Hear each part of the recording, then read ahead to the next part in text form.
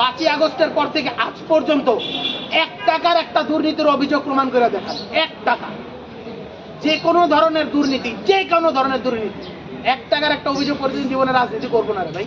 ফ্যাসিবাদী আমলে যখন আমাদের কিছু বড় ভাইরা ডিবি অফিসে ছিল, আমি, মাহিন সরকার, আব্দুল কাদের, আব্দুল হান্নান মাসুদ, এই 4 জন মিলে আন্দোলনের নেতৃত্ব দিয়েছিলাম। সেই সময় আমাদের প্রত্যেককে 500 কোটি টাকা করে স্বৈরাচারী শেখ হাসিনার একজন এমপির মারফত আমাদের কভার করা হয়েছিল, যার বিনিময়ে আন্দোলন থামায় দেওয়ার জন্য।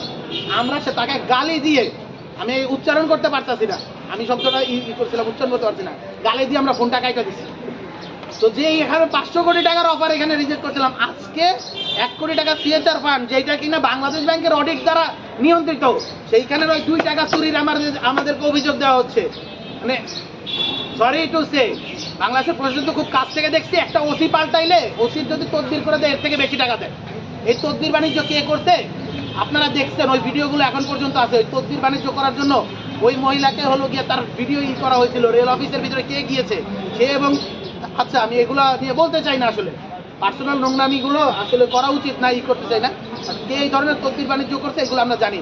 আমি ওপেনলি চ্যালেঞ্জ দিচ্ছি, আমি রিফাত রশিদ, জুলাইয়ের এই দিনের ইচ্ছের পর থেকে 5ই আগস্টের পর থেকে আজ পর্যন্ত 1 টাকার একটা দুর্নীতির অভিযোগ প্রমাণ করে দেখান। 1 টাকা, যে কোনো ধরনের দুর্নীতি, যে কোনো ধরনের দুর্নীতি, 1 টাকার একটা অভিযোগ প্রতিদিন জীবনে রাজনীতি করবো না রে ভাই। এগুলা ফাজলামি। আমি ওপেনলি চ্যালেঞ্জ দিচ্ছি, আমি ওপেনলি চ্যালেঞ্জ দিচ্ছি এখানের ভিতরে, যে আমাদের এই যে ট্রায়ালগুলো হচ্ছে কেউ 1 পয়সার এক্সপোজন দিতে পারে না। আপনারা দেখতে পাইছেন যাদের যাদের বিরুদ্ধে ইন্টারিমের আমলের ভিতরে করা হয়েছিল, আসিফ মাহমুদের, এপিএস মোয়াজ্জেম হোসেন বা গাজী সালাউদ্দিন তানভীর সহ আরো যাদের যাদের গেছিল, প্রত্যেককে কোন আমলের ভিতরে 2 ধাপ ছাড়পত্র দিয়েছে বিএনপির আমল। কারণ কিছু পায় নাই রে ভাই, কিছু নাই, 2 দিন পর পরই করে। আমি এবার একটু হিস্ট্রি আনি আর কি। গাজী সালাউদ্দিন তানভীরকে নিয়ে নোংরামি করা হলো, আসাদ আব্দুল্লাহকে নিয়ে একই কথা বলা হয়েছে, মাহমুদা মিতু যিনি সংরক্ষিত আসনে নারী নেত্রী হিসেবে যাচ্ছেন তাকে নিয়ে এই নোংরামি করা হয়েছে। এবং আমাদের এমন কোন নেতাকর্মী নাই, নাহিদ ইসলামকে নিয়ে নোংরামি করা হয়েছে, এমন কোন নেতাকর্মী নাই যাদেরকে নিয়ে এই আর্থিক কেলেঙ্কারের নোংরামি দেওয়া হয় না, কিন্তু কেউ কোনোদিন প্রমাণ করতে পারে। এইটা আসলে প্রত্যেকবারই একই ধরনের, এগুলো আসলে পুরানো হয়ে গেছে। এই কার্ড বাংলাদেশের মানুষ আর খায় না।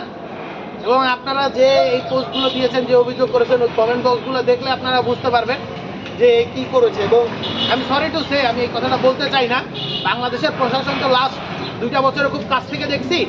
শেখ হাসিনার আমলে আমাদেরকে যখন হলো কি আমরা গুম নিয়ে বাংলাদেশের প্রথম কথা বলেছিল, সেই সময় তৎকালীন ঢাকা বিশ্ববিদ্যালয় ছাত্র অধিকার পরিষদ, যারা পরবর্তীতে ছাত্র শক্তি হয়েছে এবং পরবর্তীতে যারা অভ্যুত্থানে নেতৃত্ব দিয়েছে, তারা কিন্তু সময় গুমের আয়নাঘর নিয়ে প্রথম বাংলাদেশে প্রতিবাদ করেছিল, আর কেউ করতে পারে না।